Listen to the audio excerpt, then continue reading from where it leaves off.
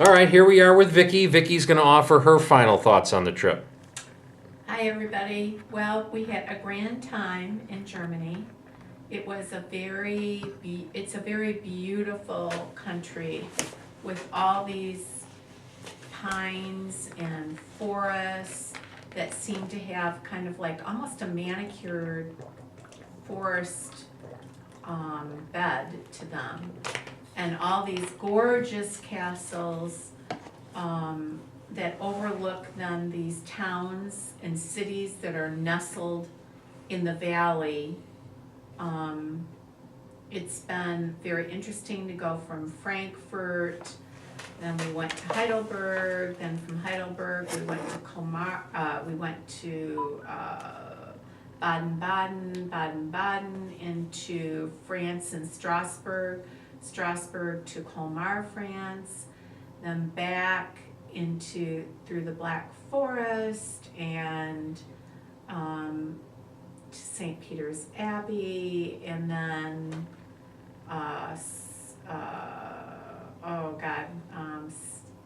what was it, Luke's, I already said Strasbourg. Freiburg. Before Freiburg, we went to Strasbourg, then Colmar, yeah. and then back across the border, and then to Freiburg. No, I thought we went to, oh well, it doesn't matter. We've kind of lost track of all the cities we've been in. But it has been an interesting transition from west to east. And you really do come away with a heightened sense of history and how the ruling classes of Europe, just like everywhere, I guess except in some regards the United States, how the ruling classes really kept things so much for themselves, and how much we have in the United States, even though things are very beautiful here and there's a lot that we don't have here, or in the US that they have here, like walking and bike paths everywhere, which is really wonderful because it keeps people so fit. On the other hand, because we do travel by car everywhere, I can really see where people who are handicapped or elderly probably have it a little bit easier at the end of their life in terms of mobility than they do here, just because of the cobblestone streets and all the mass transit, and the parking situation is so bad that somebody who's handicapped or not very agile, they would find it very difficult to, find a parking spot, get out, get in because of cobblestone streets, etc. So that gave me a renewed appreciation. Also, our spaces are much bigger in the US. Our living homes are much bigger. Most people live in apartments here in Europe, and although the apartments are nice, we certainly stayed in a fair number of them. We did a combination of Airbnb and hotels, but we loved staying in the apartments because it gave us a real flavor for what people in probably the middle class live in here. The food, as Luke said, was outstanding. I've never eaten so much bread in my life, but just like we've noted before, I've heard or read about, you don't put on weight from the bread, all the bread that you eat and all the pasta. And it's because of all that walking that you're doing. Plus, I think that the bread isn't as highly processed or as full of sugar as it is in the US. I've actually gotten over a big portion of my sweet tooth, and I'm hoping I don't go back to it so quickly, because their chocolates are fabulous here. Like, our candy bars, our Snickers and everything are way better here in Europe than they are in the US. But on the other hand, there's desserts outside of gelato and ice cream are just not as sweet as ours. Nothing is, even in the finest bakeries. Everything is slightly more bland, probably because they're using less sugar than we do.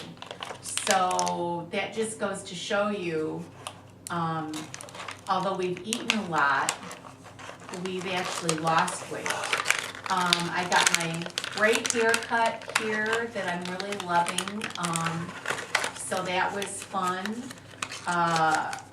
Getting to see my grandfather's, my maternal grandfather's hometown of Posen was really remarkable and a true highlight of the trip, and made me want to thank him, and I appreciate him so much more, and I wish I knew him better than I did, because to leave that sleepy little town, and he referred to it as the sleepy little town, which was literally only 3 streets, was just a remarkable thing to try to fathom how a 14-year-old boy leaves a small village like that to go across the world and begin a new life. It is truly amazing, something that, you know, I really have to thank him for the whole family for. And then, you know, just traveling and seeing all those castles and all the museums that we went to. I actually, believe it or not, I mean, this is kind of strange, but my whole life, because I'm kind of slender shouldered, I've had a problem with bras fitting, and I actually, yay, found a bra here, a bra line in Germany that's made so well, it fits me perfectly, and that's a huge hurrah moment. Luke is laughing that I'm putting that in. Hey, you can put anything in you want. But, so at any rate, it was a very beautiful trip. So much history that we got to absorb. And like Luke said, the people, I think, are a little bit quieter. We noticed that even in the mass transit, there isn't a lot of conversation like there is on US mass transit. Everything is very clean. Everybody is kind of quiet. Nobody gets rowdy. It's very interesting. For the most part. For the most part. And maybe the people who do tend to be foreigners who are visiting, you know, like when we were online for a museum queuing up. It was a group of Italian young people who were really pretty rowdy. But and then the amount of people who are immigrating here from other parts of Europe was also notable. And we're not talking about the Middle Eastern people, but even people from like Italy, because they can't find work in Italy, are coming to, you know, the UK and Germany hoping to get jobs. So it just makes me appreciate everything very much in the US, as much as we have some things that aren't as great. Certainly our roads and infrastructures are falling apart, and Germany's are like pristine. But it's more of a socialized, democratic country versus our purely democratic country. And there are some good aspects to the socialized democratic process. So those are my immediate thoughts, I guess. I really appreciate having the opportunity to do this kind of a trip. It's really remarkable in a lifetime to be able to travel like this. I don't take it for granted. It's a very special thing. Not everybody gets to do that.